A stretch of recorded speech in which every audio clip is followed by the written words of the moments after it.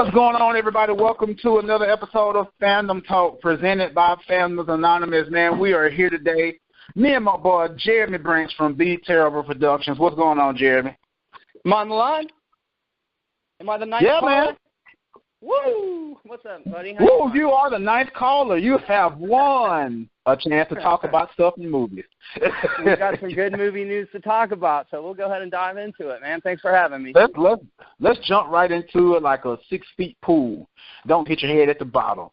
So let's jump right on top of the Kingsman trailer. Now, the Kingsman trailer dropped Monday night. Now, we got a little flash mob, shutter eye camera type trailer, teaser. And, everybody's doing this teaser before the trailer thing now. And it showed us some glimpses of some different images. And then on Monday night, we got the full-fledged trailer. Like I said on my review, it's on the Fandoms Anonymous channel. I love every last bit of this movie. The first movie introduced us to the universe, introduced us to the world, introduced us to what it is as far as Kingsman is concerned, and ended with the crazy. This movie is going to jump right into the crazy from the beginning. Jeremy, what's your thoughts on Kingsman? And did you think that it would get this far from the first film? I really liked the first Kingsman. Matthew Vaughn's one of these directors. He did a movie called Layer Cake a long time ago with Daniel Craig, who played the latest Bond in it. And it's a real good, British caper movie, so I've been kind of keeping an eye on him. He produced all of Guy Ritchie's original films, like Lock, Stock, and Two Smoking Barrels and Snatch. I love X-Men First Class. As a matter of fact, I think that's my favorite X-Men movie. Whew, sorry, I'm a little bit winded, y'all. I was just bringing in groceries. But, I watched this trailer. First of all, I watched that 10-second trailer not knowing what it was, and I was like, oh, what the hell is this, man? This is not a trailer. It's like subliminal images flashing. That's exactly what it was.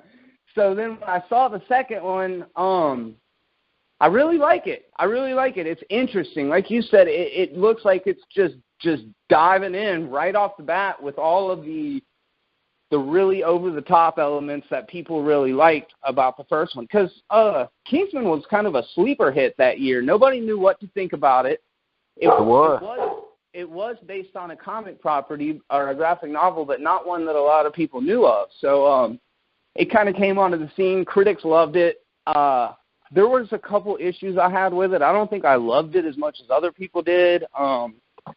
Some of the humor didn't land quite right for me, but I love Colin Firth in it, and I love Samuel L. Jackson in it. So I'm excited to see that Colin Firth is coming back. Have no idea how they're going to pull that off, especially if you've seen the first one. And then I also like the fact that the American version of the Kingsmen, you might know what they're called, but they're all cowboys, and Channing Tatum plays like the leader of them. They're called the Statesmen. The Statesman, yes, and of course that's the way that the Americans are portrayed. They've got the whips and the guns and the cowboy hats and the dusters, and it's going to be fun and it's going to be wild. So I like the trailer. I'm eager to see a little bit more about the actual storyline, and I also think it's worth mentioning that we had the knife foot girl in the first one, and now we've got like this chain hand guy, and I think what was the thing that the zip line guy? That's what I'm calling. Yeah, and those tropes, they go back to James Bond and stuff like that. I've heard a valid criticism, and I hate to get all social justice warrior-y, but I've heard a valid criticism to any time there's a person with a disability, they're typically a bad guy.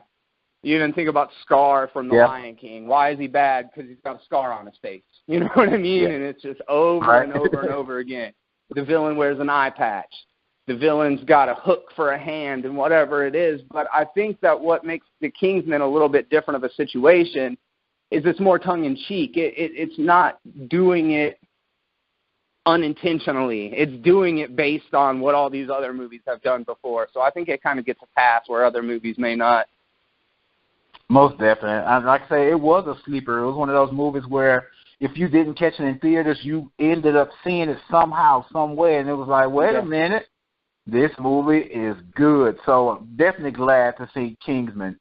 Speaking of X-Men First Class, next thing we got on the list for today is we have 3 X-Men movies scheduled for release in the year 2018. Now, I know you're saying 3 X-Men movies, awesome.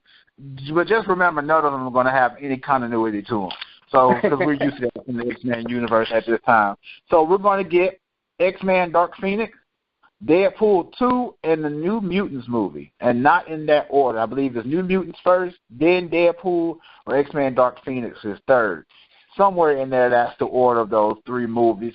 For me, I'm like, okay, X-Men movies, hooray! Let's go ahead, let's crank them out. It's only going to add to more and more superhero movies coming out next year. And I did a little video. It was like 2018 is literally going to be the year of Marvel. I mean, we got X-Men Dark Phoenix, Deadpool 2, New Mutants, Black Panther, Avengers Infinity War. I think I'm the Ant-Man and the Wasp. And I think I'm leaving one more out somewhere in there. I'm leaving one more out. Is it Spider-Man? The Spider-Man the animated series movie comes out next year as well. So that was the other one. So it's going to be action-packed, straight up X-Men next year. Everybody go ahead and start getting your X-Men T-shirts. So, Jeremy, what are your thoughts on these 3 X-Men movies? Back in 1992, when I was just a wee boy, I think I was 10 years old when I started collecting comic books. It was the 90s. I think I've said this before on the podcast, and everything was extreme. If it was Mountain Dew, it was extreme. So all of the comics that had an X in the title, I was all about it. I had X-Men, the relaunch when Rob Liefeld was doing the drawings for it. I really got into X-Force. Same deal. Great comic book run. But I never read New Mutants. I'm not familiar with the team. I mean, I'm sure I know who they are, but I just don't know that incarnation of them. Talking about X-Men movies, I'm pretty split on them, Malcolm. I mean, I really, really liked X-Men First Class. I kind of liked X-Men Days of Future Past. I loved Deadpool, and I loved Logan. Those are the 2 that really, really have resonated with me, which is interesting because they're the least X-Men movies of all of the X-Men movies. So when I hear Fox is putting out 3 more X-Men movies, I'm like, well, statistically, that means probably one of them is going to be good. I don't know which one, but the whole Dark Phoenix thing, man, it bothers me because they've already tried it and screwed it up twice now, and in all of the movies we've seen, and you said it, like, it doesn't matter. The continuation is never going to even play a factor in the way that they do these movies, but they tried Phoenix in the worst of the X-Men movies. Brett Ratner's X3 was awful, and then Sophia Turner kind of went Phoenix at the end of X-Men Apocalypse. I mean, the imagery was all there. The storyline was totally different, but we've seen it before, and that's how I kind of feel about all of the X-Men movies. It's like they're just recycling or trying to do the definitive X-Men movie every time. But on the flip side of that, there's something to be said about the fact that they are doing standalone movies where Marvel is so set on everything tying together, which we'll talk about here in a minute, but Marvel proper is so set on everything being cohesive and everything fitting together nicely that you can go catch X-Men 10 and not have seen 1 through 9 and probably be okay. The stories are self-contained. It's the mutants being oppressed by the humans, and there's this one bad guy who's trying to wipe out mutants or enslave mutants or change their genetic makeup to where they turn into humans, and that's basically, the plot that we've seen over and over again. So I'm really excited about Deadpool 2. I mean, that one, we know it's going to be at least of a certain level of quality. I love the fact that they finally cast Cable as Josh Brolin. I think that's crazy, and there's going to be some meta stuff about Thanos and all of that. So it's going to be a lot of fun. But I'd like for you to tell me just a little bit about what to expect from New Mutants. I mean, do you know anything about that team? Honestly, I don't know anything about New Mutants. I know Squirrel Girl is supposedly a part of that, if I'm not mistaken. I believe so. But, guys, what do you know about New Mutants? If you know anything, please let us know. Drop it in the comment section below and inform us. We love to be informed. That's what we're here for. Mm-hmm. That's what the conversation is about. But like you said, you know, we're going to get these 3 movies. To take it with a grain of salt. Go ahead and watch them. Like I said, get your X-Men T-shirts ready because you're going to need them. Because X-Men is coming in full force next year. Now, another topic we want to jump on today is Goldblum. Jeff Goldblum returning to the Jurassic World series, playing his original role. If I'm not mistaken, his first name is Ian, correct? Ian Malcolm, yes, sir. Oh, Ian Malcolm. That sounds interesting. Yeah. That's a good name. Now, I won't necessarily say I'm not a fan of the Jurassic Park movies. I've just never watched the Jurassic Park movies. Jeremy, what about you? That's fantastic to hear, man. I wish I could have. I'm going to make you watch Jurassic Park, and I'm going to envy you because you are going to be seeing that movie for the first time. Again, let's travel back to 1992. I think that's when Jurassic Park came out in the movie theaters, and when I saw it, it was the most transportive movie experience I've ever had to this day. It made me believe dinosaurs were real. John Williams' score is some of the best work he's ever done. The science in it is interesting. It's simple enough that young viewers like myself could wrap their head around it, but it's tangible enough that if there was a way to recreate dinosaurs, Michael Crichton got about as close as you'd be able to, you know? So there's these really hard sci-fi elements to it. It's directed by Steven Spielberg, so it's got these awe-inspiring moments in it. And of all of the Jurassic Park movies there's been, Dr. Ian Malcolm is by far the most interesting character. He's a physicist. He's like a mathematician. He was brought onto the island in the original basically to confirm that that everything was on the up and up, that there would be no problems because of the safety nets and the precautions that they had put into place. However, he's completely cynical of the whole thing, and his Goldblumisms are so on point in the original Jurassic Park. Jurassic Park is debatably my all-time favorite movie. Jurassic Park 2, not so much, man. It's not that good. And Jeff Goldblum stars in it. He went from being kind of a secondary character to being the main character, and unfortunately, the movie it just didn't work out. It wasn't a good movie. So maybe this will be a swan song. Maybe this will be his redemption, and he'll come back and give us the performance that we want to see, and it won't be another Independence Day resurgence, which I actually just watched about 3 days ago, and I get it. I understand why everybody says that movie was such a piece of garbage because it really, really was. But, man, I cannot wait for this new Jurassic World to come out. And hopefully you'll take a chance, Malcolm, and check those out. I really cannot recommend all of them. The only ones I can really wholeheartedly recommend are Jurassic Park and Jurassic World. But if you get a minute, highly recommend you sitting down. Maybe we can even have a conversation about it afterwards, you know? And you just segued into something that I was going to bring up, or another question I was going to bring up. Like you said, this is his return to Jurassic Park, but we just recently had his return to Independence Day. Do you foresee this being a return of a similar stance, where it's not so well received? God, I hope not. Honestly, you know me, man. I'm forever the cynic. I'm never going to be the person who's super optimistic about anything, unfortunately, but I'm just trying to be real. That's all I've got at the end of the day is just my belief on what is real to me, and the chances of it being a failure are bigger than the chances of it being a success.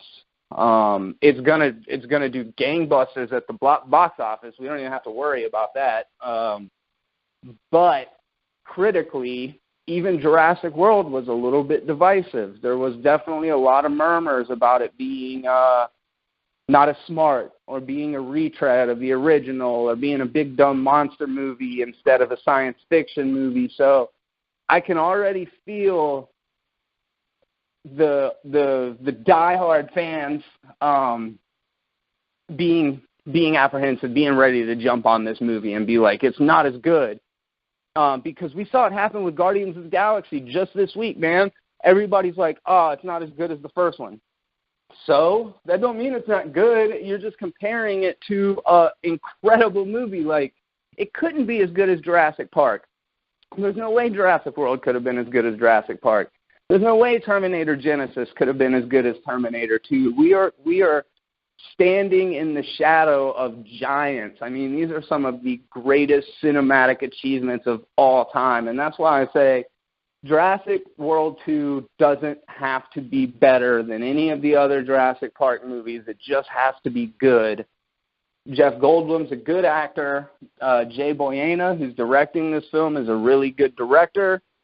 But we know studios will come in and they'll mess up a good thing. So we'll just have to see, man. But, yeah, after watching Independence Day Resurgence, I was like, oh, this could be grim. I don't know. Now, one thing that we want to jump into, and before we do so, Jeremy, what's going on over there at BTerrible Productions? Well, Malcolm, I'm glad you asked. Actually, just yesterday, I spoke with the CEO of Southern Geek Fest. He is a friend of mine. This is the second annual convention being held up in Hattiesburg, Mississippi, and I'm going to be the master of ceremonies, which means every day that they're having a panel on the main stage, I'm going to be moderating it. Real exciting. Going to be able to talk to the View Askew gang. For those of you who aren't as familiar, that's the kind of Kevin Smith camp. These are the guys that started out in Clerks and then did Mallrats and Chasing Amy and all of these really iconic independent films that I grew up on. So I'm excited about that. Hopefully I'm going to be syncing up with you and going and checking out QuestCon, which is going on here in a couple months. I don't have the dates, but we'll talk a little bit about that, posted in the description or whatever. Actually, do you know it, Malcolm? Yeah, QuestCon is going to be the weekend of the 20th in October. Okay, the weekend nice. of the 20th in October. So people, you got time to plan for it. Come by, say what's up. Me and Malcolm would be happy to meet you, shake your hand, and talk a little bit about the stuff that we're into. So got that going on. I have recently been writing music again. I don't know if you've got a chance to check it out, but been back to my synthesizers and my keyboards and doing a bunch of like John Carpenter style, 1980s style music, having fun with that. And then, of course, I've got the Movie Monsters series that's going to be released here in the next couple weeks. Right now, I still got a lot of work to do, but it's definitely making progress every day. And I went out and bought a tripod for my iPhone this morning so that I can start shooting podcasts again. It's just going to be me talking to you guys, talking to the listeners, talking to the viewers, answering viewer questions, all that kind of stuff. They'll be coming out once a week, and then obviously doing the Fandom Talk thing, doing the Fandoms Anonymous thing big as much as possible, participating in the group, checking out the videos over on YouTube as well as Facebook, and just trying to stay involved with this community. So that's what's up with BTerrible right now. Most definitely. So let's jump on to our last topic of the day. Is there we're just going to come right out and say it. We're not going to beat around, not going to have no fancy intro to this topic. We're just going to be blunt and precise. Is there too much Tony Stark in Spider-Man Homecoming? Or is this going to be Tony Stark, a Spider-Man Homecoming? Right. Jimmy, what are your thoughts? What are your thoughts on this? Tony Stark's too old to be going to Homecoming, man. There's laws against that. No, I don't know. Plenty of law. I don't know. We've talked a little bit about it before, and I like Tony Stark, Robert Downey Jr. playing Tony Stark so much that I can't see it taking away from my enjoyment of the movie, but it could take away focus from Spider-Man. Like you said, we don't want another Iron Man movie. I love Iron Man, the first one, and I love the way that he works in the Avengers and in Civil War and all these things, but let's be honest, man, Iron Man 2 isn't isn't the greatest MCU movie. A lot of people really liked Iron Man 3. I was not one of those people. The second that Pepper Potts put on the Iron Man suit, I was like, hell no, I'm done. This movie is dumb.